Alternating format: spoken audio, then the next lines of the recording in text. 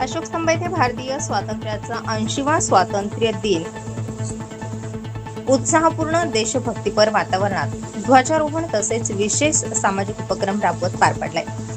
या सोहळ्याला प्रमुख पाहुणे म्हणून प्राध्यापक हेमंत पाटील, संस्थेचे संचालक मनीष बोरस्ते, कामगार नेते व्यंकटेश मोरे यांच्या प्रमुख उपस्थितीत हा सोहळा संपन्न झालाय। ग्रामीण भागातून शहरातून स्पर्धा परीक्षांची तयारी करणाऱ्या विद्यार्थ्यांची गरज ओळखून या सर्व विद्यार्थ्यांना टी शर्टचं वाटप करण्यात आलं। अत्यंत प्रतिकूल परिस्थितीवर मात करत अधिकारी होण्याचं स्वप्न उराशी बाळगून नाशिकमध्ये आलेल्या तरुणांना प्रोत्साहन देण्यासाठी या कार्यक्रमाचं विशेष आयोजन करण्यात आलं। कार्यक्रमासाठी सागर देशमुख, श्रीकांत गीते, सूरज कासार, प्रतीक फरताळे, सागर सोनजे, दत्तू जाधव यांच्यासह अनेक नागरिक, शिक्षक, स्पर्धा परीक्षेचे विद्यार्थी मोठ्या संख्येने उपस्थित होते। कार्यक्रमाच्या शेवटी सर्व विद्यार्थ्यांना मिठाईचं वाटप करण्यात आलं।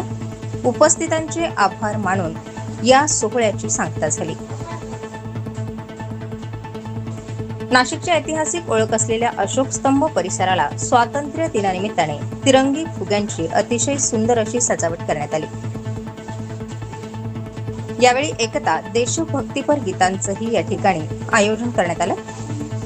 आलेल्या सर्व स्पर्धा परीक्षेच्या विद्यार्थ्यांना टी शर्ट तसेच तिरंगा ध्वज हातात देऊन हा सोहळा भक्तिमय वातावरणात पार पडला।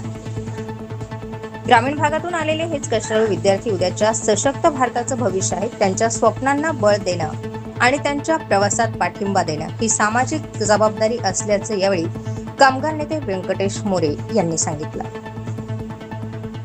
स्टार 24 फास्ट न्यूज साठी मोहन सहाणे, पंचवटी, नाशिक।